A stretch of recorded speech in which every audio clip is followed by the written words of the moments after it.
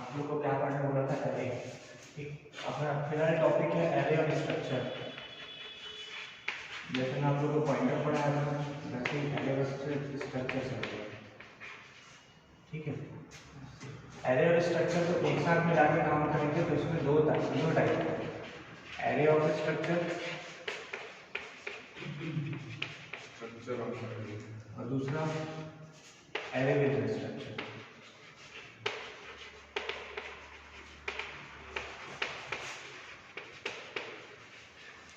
ठीक है, दोनों को बाद में पढ़ना, पहले बताओ एरे क्या होता है। एरे पढ़े थे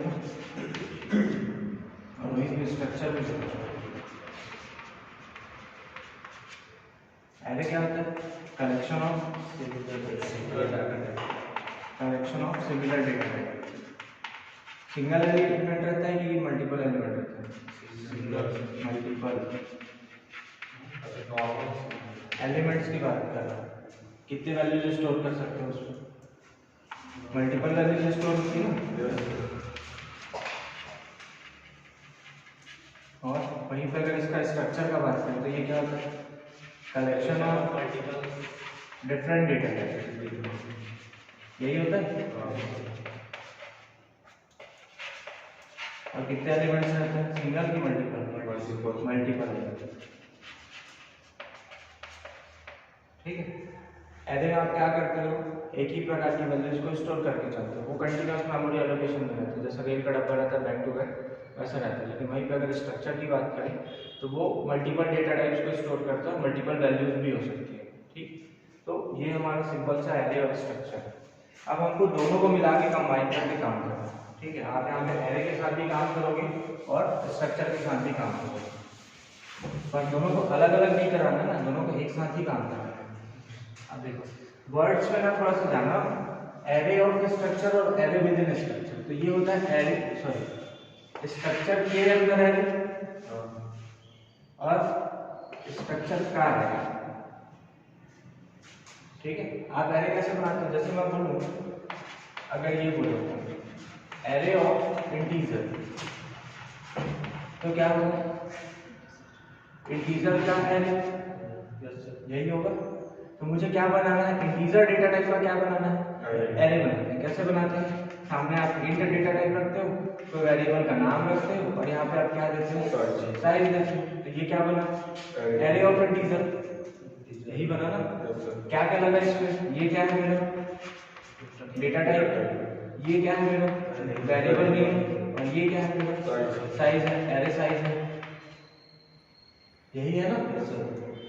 इस एरे को बनाने के लिए मुझे क्या चाहिए? सबसे बड़ा चीज डेटा टाइप चाहिए। और स्ट्रक्चर मेरा क्या है?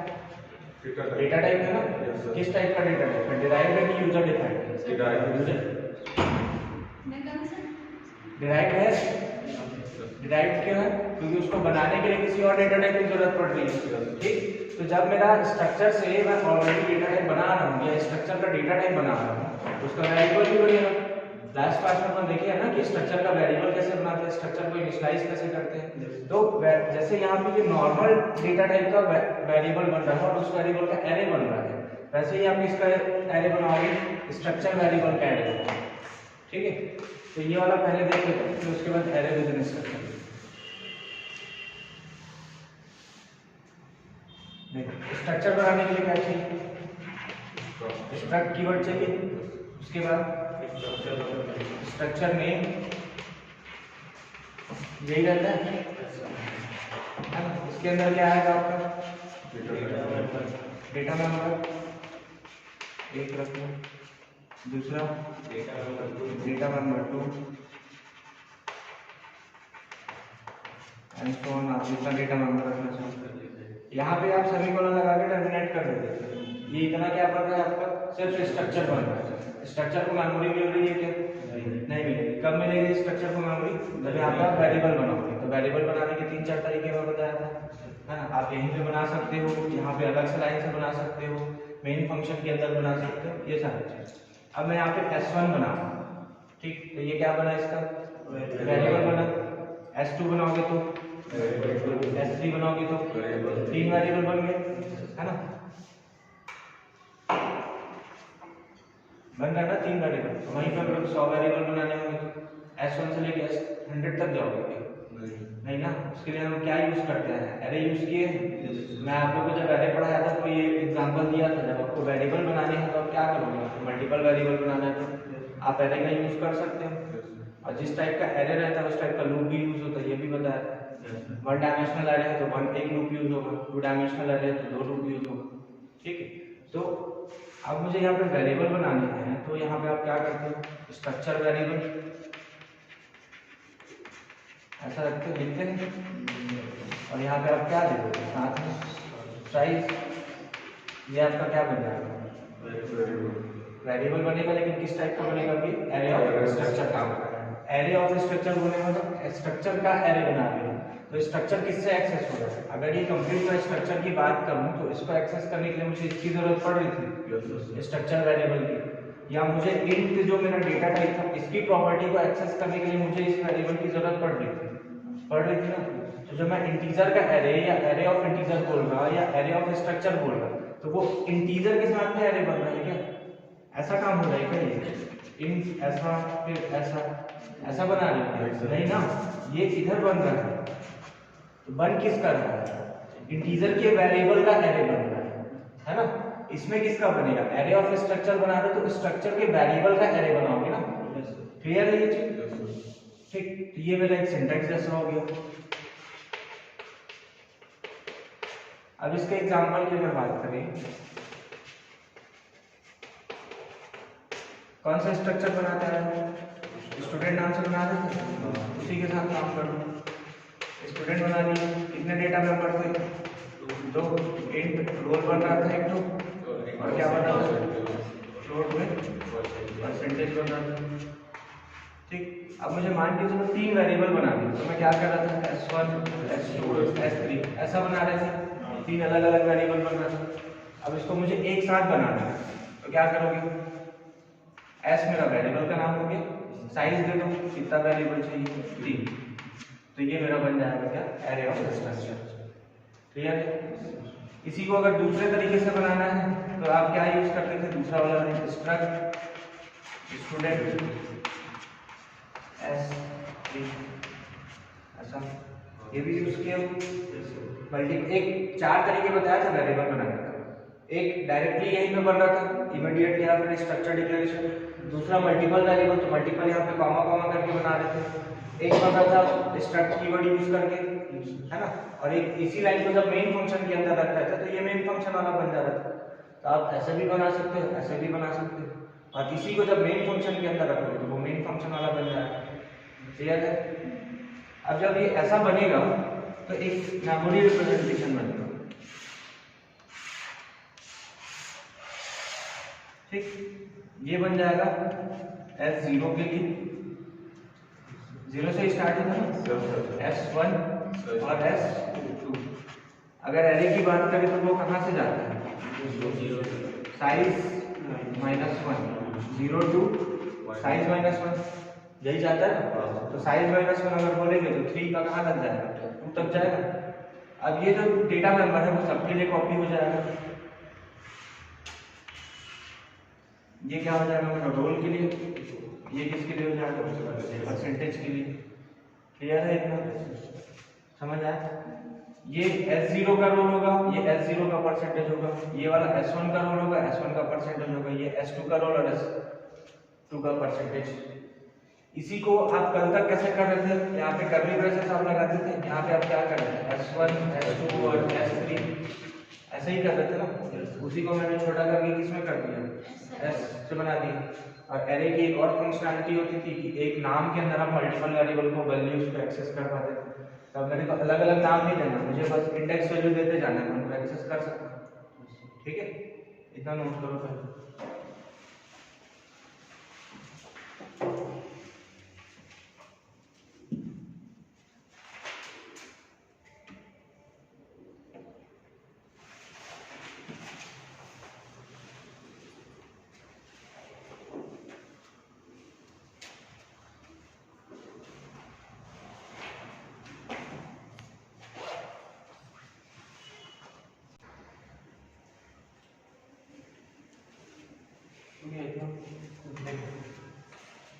अगर ये S3 की जगह पे S5 हो तो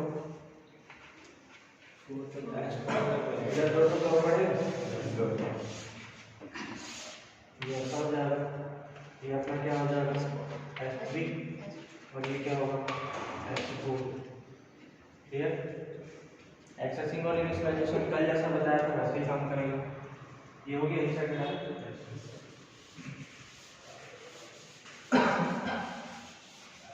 एक्सेसिंग कैसे करते थे? सामने क्या रहता था? वेरिएबल नेम, स्ट्रक्चर वेरिएबल,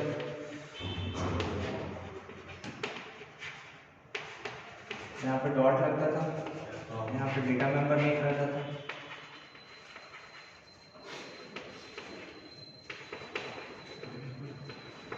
यहाँ पे इक्वल करके वैल्यू देते थे, यही रहता था ना। अब ये चेंज हो जाएगा, यहाँ पे आएगा स्ट्रक्चर, ये ऐसे ही रहेगा, बस यहाँ पे ना आपको साइज वो देना पड़ेगा, इंडेक्स वैल्यू और साथ में आपको डॉट लगाना। ठीक है, अब जैसे इसके साथ काम करना है तो मान लो S0 के साथ काम करना। ठीक है, तो S0 का roll that is equal to मान लो 101, तो कहाँ पे जाएगा? S0 कौन सा है? ये वाला, उसका रोल कौन सा है? और ये 101 ही। नेक्स्ट इसको करना रहेगा S0, तो ये कहाँ जाएगा? परसेंटेज पे। इसको मान लो जैसे 74 दे तो ये इस जगह पे आएगा। ठीक है, तो स्ट्रक्चर वेरिएबल ये हो गया S वाला, और ये इंडेक्स वाला ये हो गया, डेटा मेंबर रोल नंबर वाला सेक्शन, और ये वैल्यू वाला ये 101। नेक्स्ट वाले में काम करना है तो कैसे करोगे? S1 का रोल तो 93, S1 परसेंटेज डॉट लगेगा यहाँ पे 49, तो ये कहाँ कहाँ पे जाएगा? 93 यहाँ आएगा, 49 यहाँ आएगा। ठीक, वैसे ही आप इंडेक्स वैल्यू चेंज करते जाओगे तो बाकी चीज़ों को भी एक्सेस कर सकते हैं। डॉट जरूरी है? हाँ, डॉट जरूरी है, मेंबर सिलेक्शन ऑपरेटर है। ठीक है, स्ट्रक्चर और यूनियन में डॉट को यूज करना है। हाँ, आपके डेटा मेंबर को एक्सेस करना है तो आपको उस डेटा मेंबर को एक्सेस करने के लिए आपके स्ट्रक्चर के वेरिएबल का नाम बीच में डॉट और यहाँ पे इधर डेटा मेंबर, स्ट्रक्चर हो चाहे यूनियन हो, दोनों जगह पे सेम काम है। डेटा मेंबर जो तीन बनाए हैं, हाँ, ये डेटा मेंबर आपके रोल और परसेंटेज। सिंगल सिंगल भी रहेगा तो भी बस ये रहेगा, जैसे यहाँ पे अगर सिर्फ आप S लिख दे रहे हो तो वो एक ही वेरिएबल बनेगा, तो S डॉट रोल हो जाएगा, S डॉट परसेंटेज हो जाएगा। ये साइड हो गया ना, ये बताओ।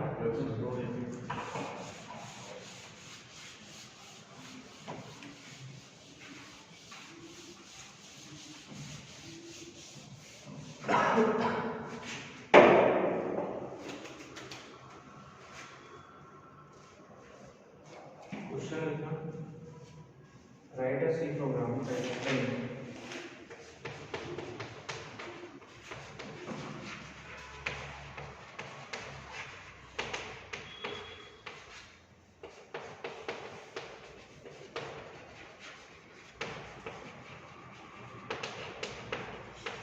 हो गया ये साइड।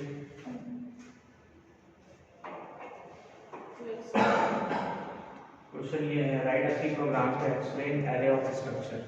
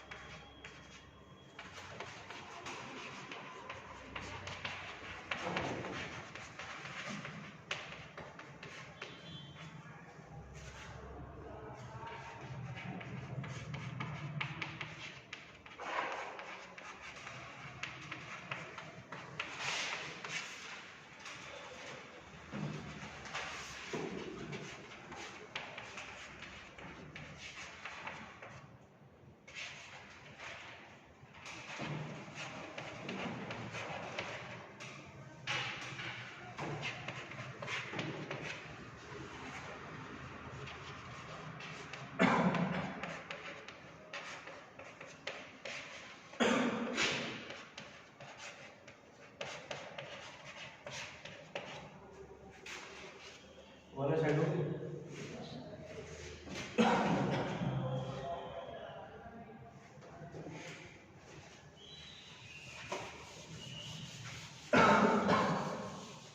इसके नीचे इधर कंटिन्यू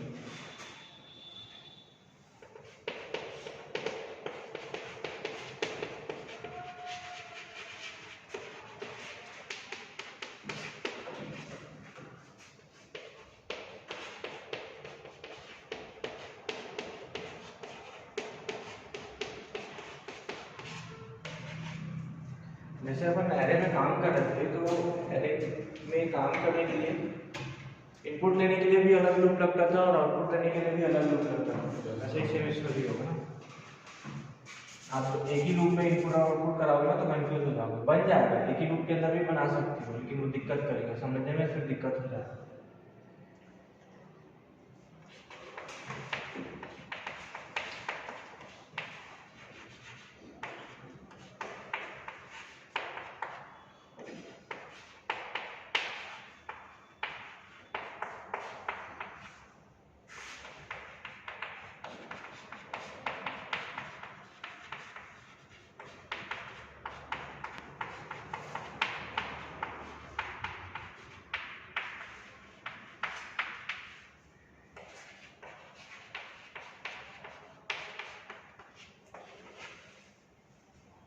नोट करो, फिर समझाता हूँ।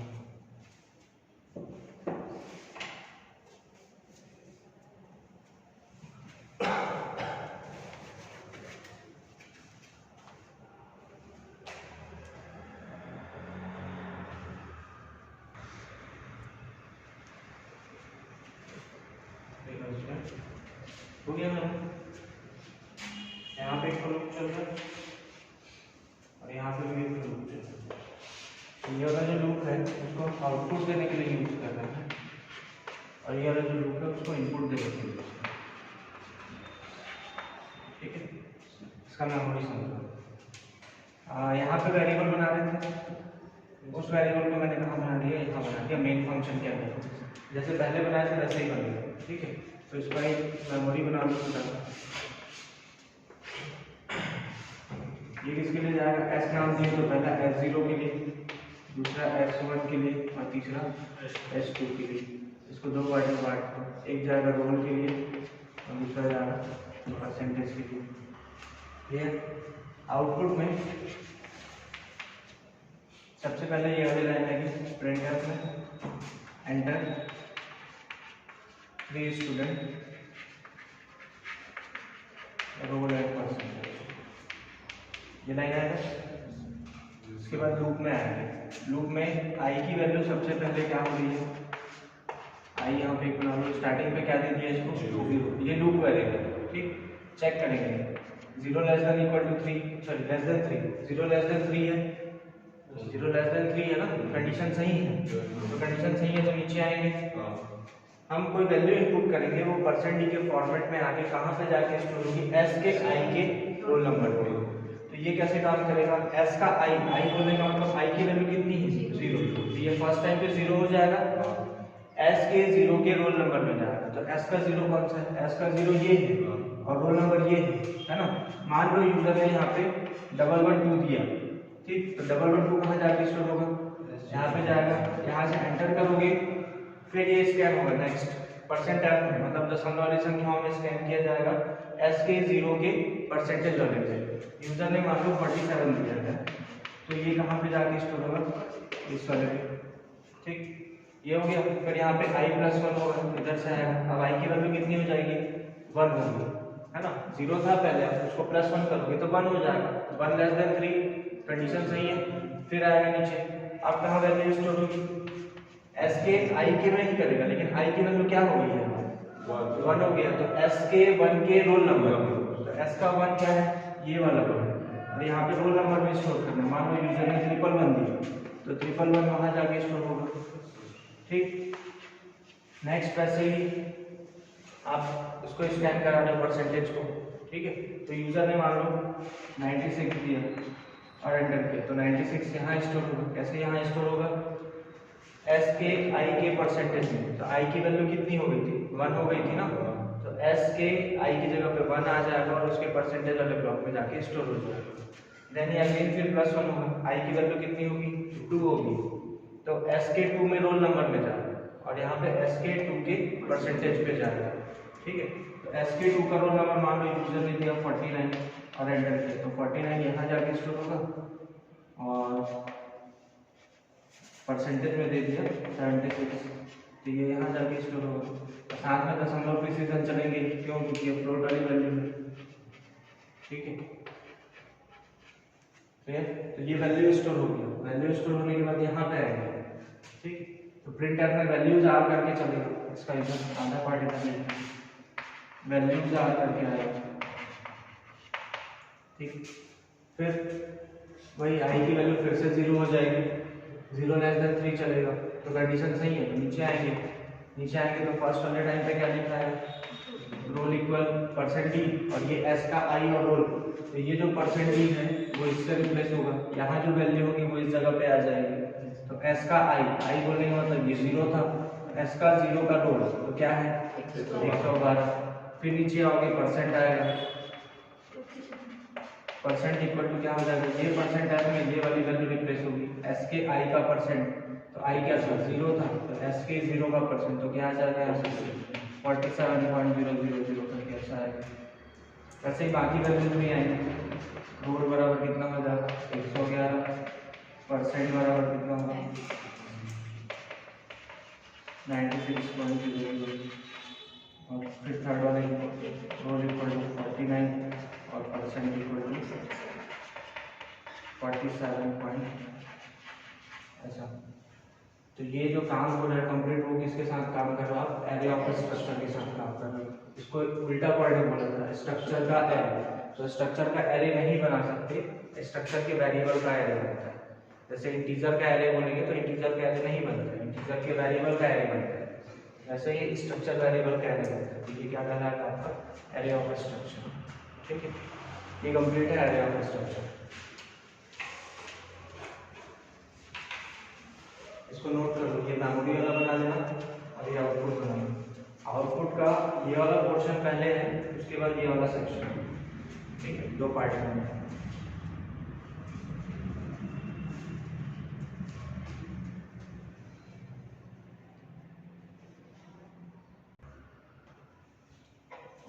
देखो नेक्स्ट है आपका एरे विद स्ट्रक्चर।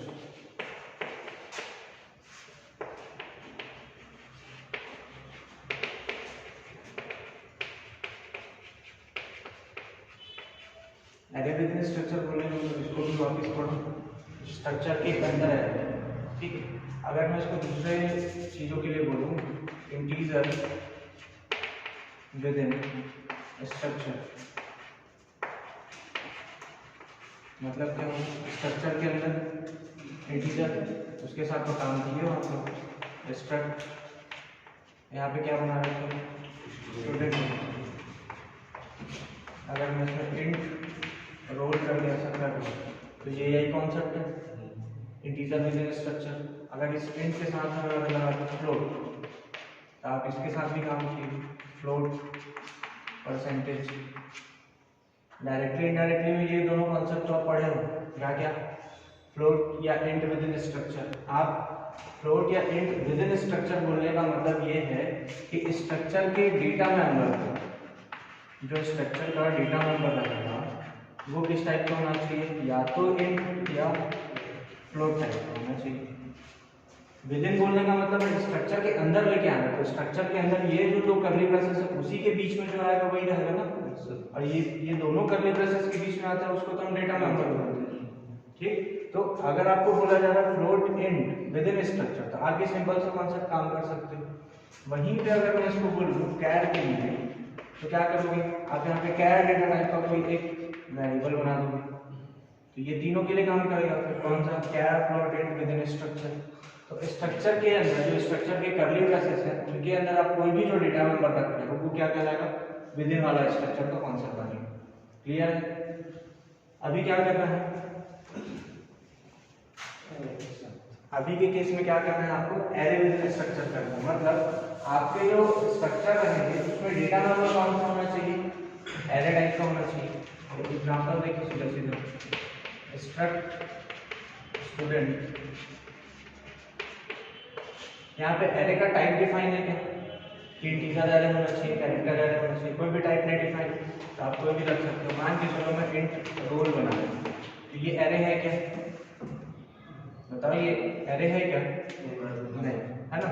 एक बना लो फ्लोट में m1 मार्क्स बना लो, या इसको सिर्फ m रखो और इसको मैं दे दिया 3, और एक और बना लो फ्लोट में बना लो टोटल के लिए 3। अब एरे है, ये क्या है, अगर इस लाइन की बात करें तो इंटीजर विद इन स्ट्रक्चर, ये क्या है फ्लोट विद इन स्ट्रक्चर।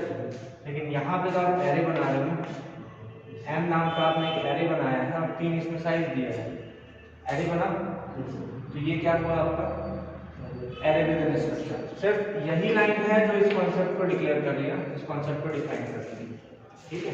क्यों, क्योंकि यहाँ पे आप एरे बनाए है ना, तो हमारे स्ट्रक्चर के अंदर ये ब्लॉक जो होता था, उस ब्लॉक के अंदर जो हम डेटा मेंबर डिक्लेयर करते थे, उस डेटा मेंबर से किसी एक डेटा मेंबर को हमने क्या कर दिया, एरे बना दिया, तो वो क्या कहलाएगा आपका array within structure. Clear है, स्ट्रक्चर का वेरिएबल बना लो। यहाँ पे एरे बनाना जरूरी है क्या,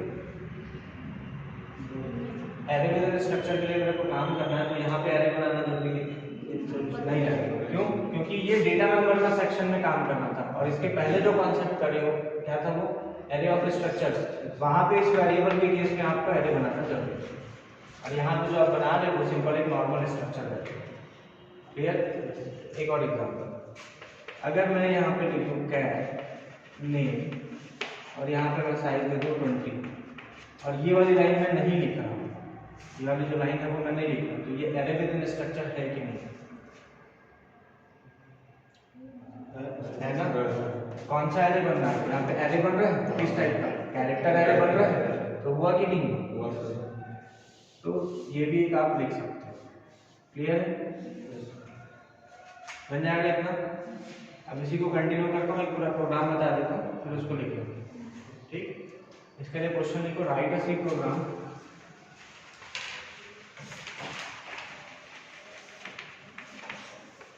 write a C program to explain array linear structure.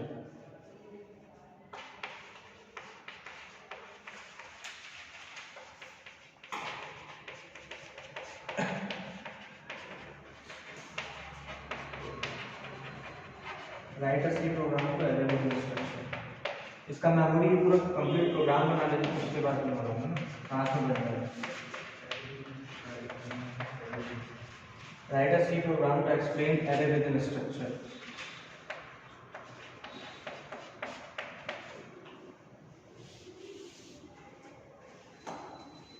Note करते चलो।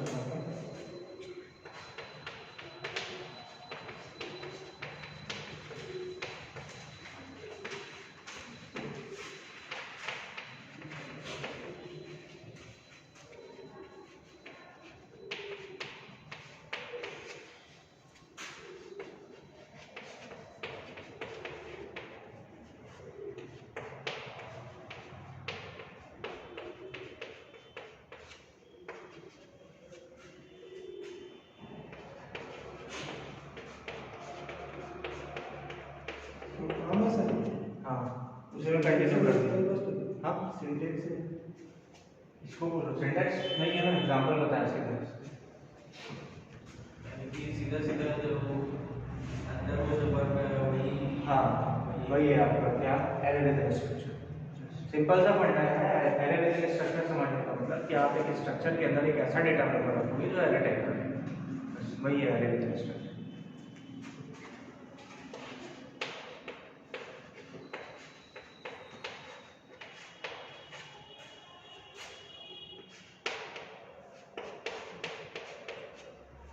टी में 0 स्टोर करा दूंगा।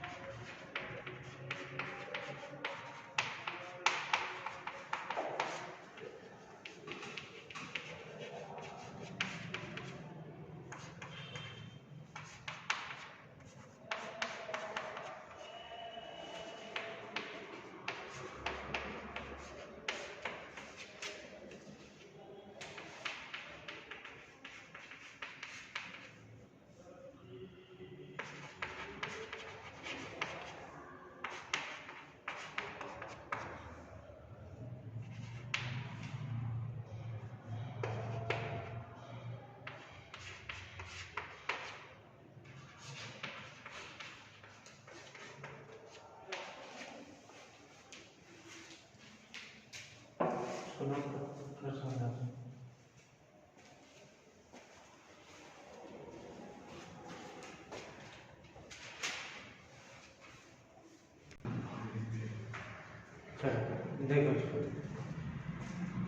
यहाँ पे ये एरे बन रहा है, यहाँ पे एरे बनाएंगे, कितना वेरिएबल बना, एक बना, एक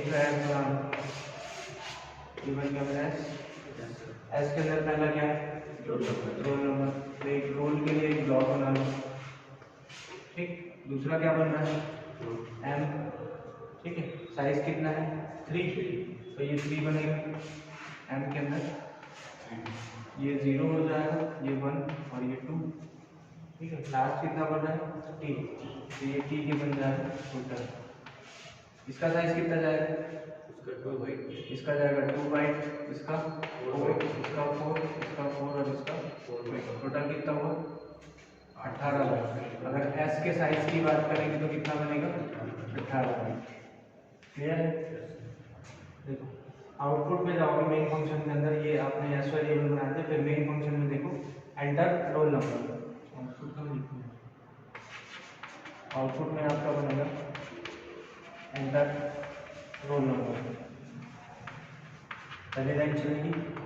मान लो यूजर ने 101 इनपुट किया, ठीक, कहाँ जाके स्टोर होगा, परसेंटेज में जाएगा, बस ये जो वैल्यू जाएगी वो यहाँ जाके स्टोर होगा एस के रोल में। तो एस का रोल कौन सा, ये एस है, एस का ये क्या है रोल है, तो 101 यहाँ जाके स्टोर होगी, ठीक। फिर इधर आएगा, क्या मैसेज आएगा, एंटर 3 सब्जेक्ट मार्क्स, आउटपुट में एंटर 3 सब्जेक्ट मार्क्स।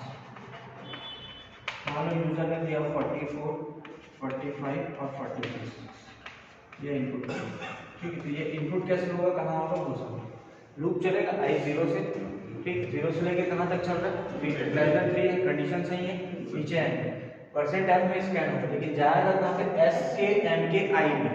इसके पहले वाले प्रोग्राम में क्या हो रहा था, एस के आई में उधर जा रहा था, है ना, तो एरे का जो इंडेक्स लग रहा था वो एस के साथ में लग रहा था, लेकिन अब कहाँ लग रहा है, एम के साथ।